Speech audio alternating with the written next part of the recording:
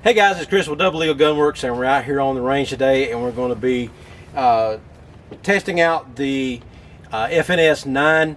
I've had this gun for a while. It's actually one of the first guns that I bought when I started getting back into guns a few years ago, and I use this one as my home defense gun.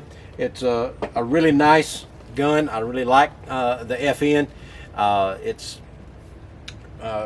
good shooting. Never had a problem with it being able to feed any kind of ammo, and it's always shot really well for me. It's got nice 3-dot sights on it that's easy to line up, and I'm just going to shoot it today. I'm testing out some new ammo that I'm developing for the 9mm, and just doing some different powder levels in the cartridges to see how it's going to perform as far as speed, and then we'll also be doing some accuracy testing with it as well.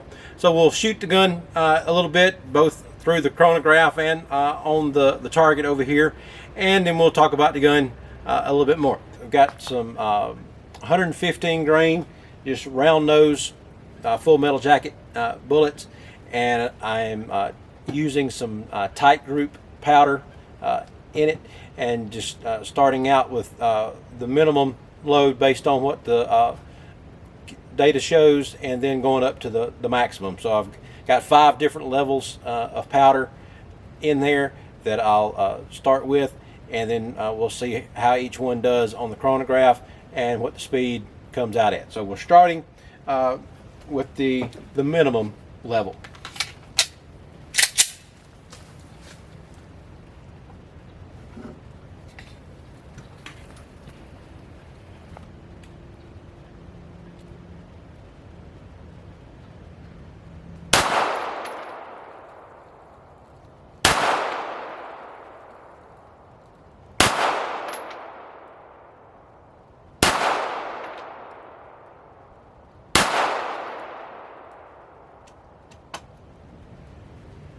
Okay, those felt pretty good. Didn't have a whole lot of recoil on the round itself, and I mean, it's kind of a slow speed, anywhere from 942 up to 971.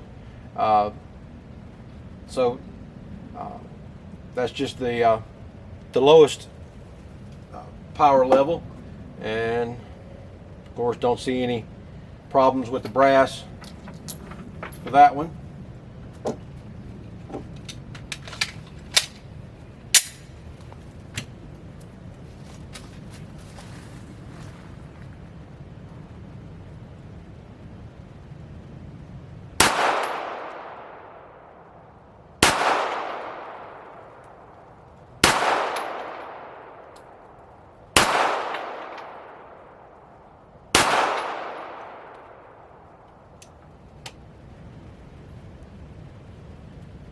Okay, brass looks good on those as well,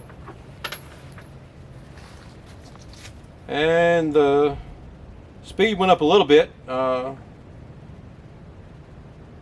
much, a little bit. So let's keep going with the next one.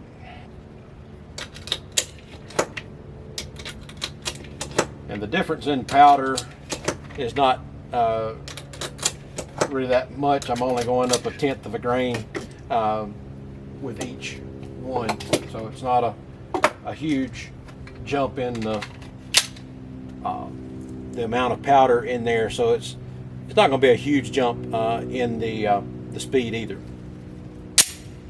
Okay, let's test out the mid level.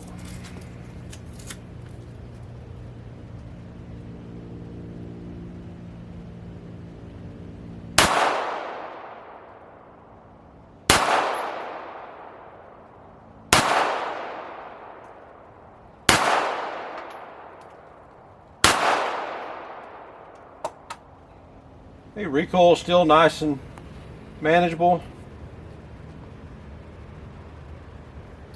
Nothing on the primers that look like they're having any problem.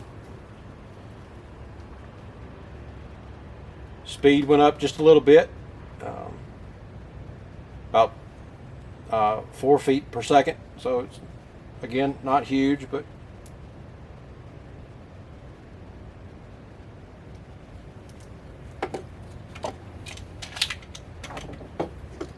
and just so that I could keep these things in order when I was bringing them out here, in case I happen to dump the box out, I actually color coded my primers so that I've got no paint, silver, black, green, and blue on there, so that I could see what that actually looked like. I'll go ahead and show that to you here, so that when I shoot them all up, you can still see it.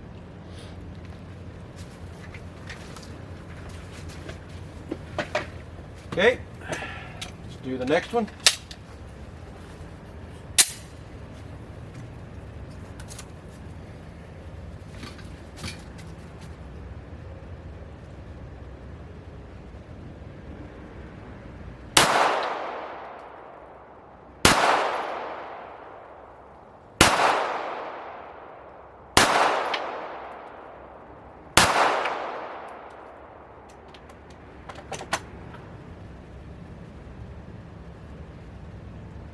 Okay, still looks good there. And got a little bit more speed out of that one. Got it up to 1,016 feet per second.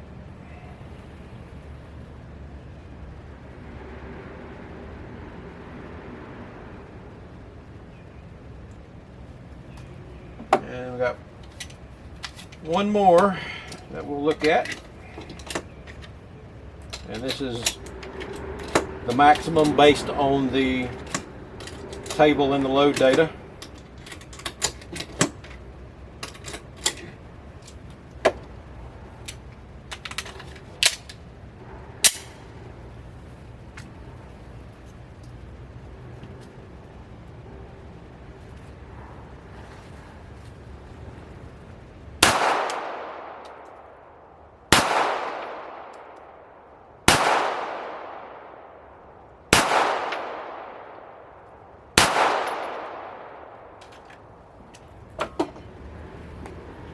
Okay, that was at the max.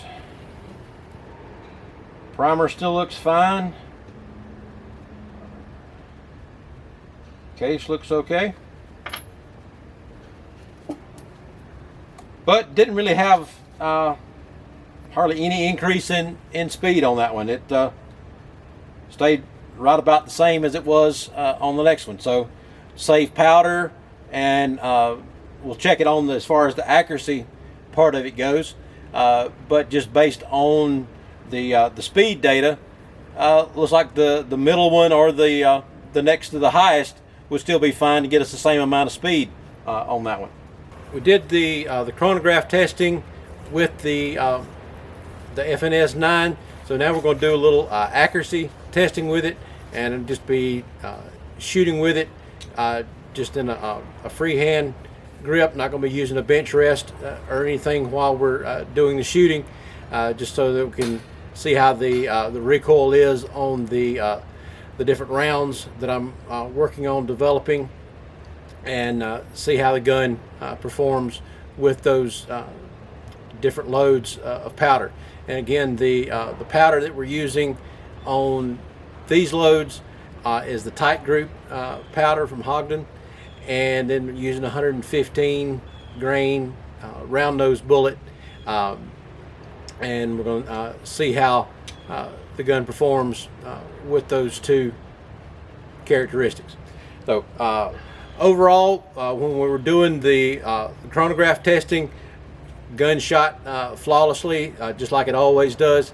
Never really had much of a problem with this gun, and it's just talk a little bit more about the gun.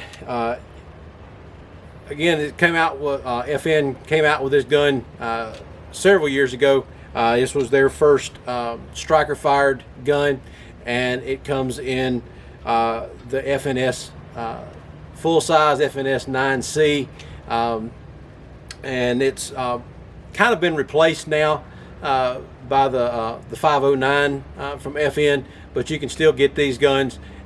Still very reliable, and You can change the back strap on the back of it just to adjust your grip a little bit if you want it a little bit thinner grip or a little bit fatter. There's a couple of different back straps that you can get to go with this gun. But as far as control wise, you've got ambidextrous mag releases, and you've got ambidextrous safety. And even the slide release is ambidextrous on this one. So this one is the only thing that's not ambidextrous on this one is the takedown lever. So with this gun, a lefty can use it with no problem because you got all the controls that you need while you're shooting on both the left and right hand side of the gun. So let's do a little shooting and we'll get going from here. So this is going to be the minimal powder level, and we'll start out, and for this one we're going to aim at the we'll do center mass on this one.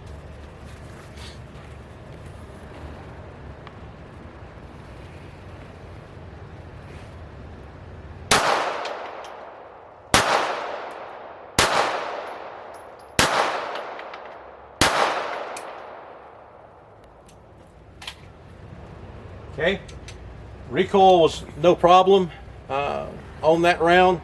Again, very moderate recoil on it. So let's load up some of the next one. For this next one, we will shoot at the A down at the bottom left-hand corner.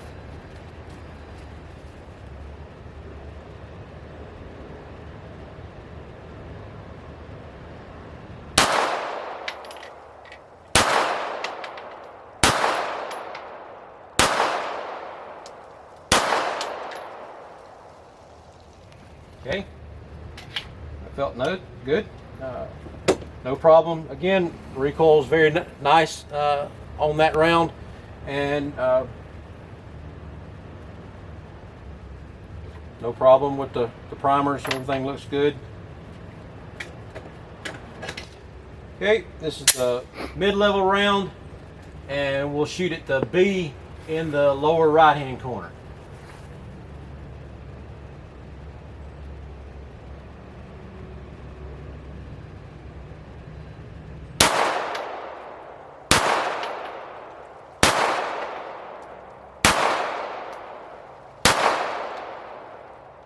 Okay,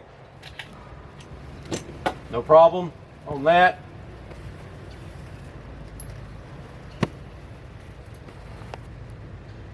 Brass looks good. Okay, for the fourth one, we'll shoot the right shoulder of the target.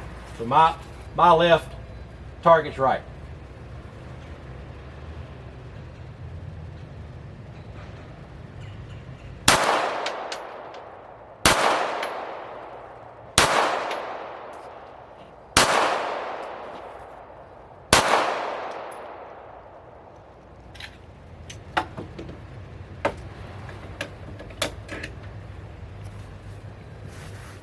Problem there. And this one's at the maximum, and we'll do the left hand shoulder of the target on this one.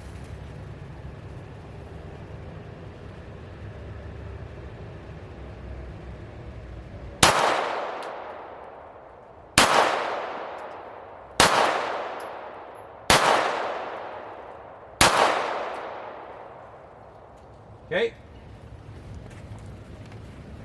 even at the maximum load, recoil was very manageable on that round. Not a whole lot of bad kick at all, and we'll take a look at the target here in just a minute and see what the groupings look like for the different powder levels on that one. Okay, so these are 5 different groups that we're looking at. This was the first group here with the lowest powder charge. So except for the couple that's just outlined there. It's not bad.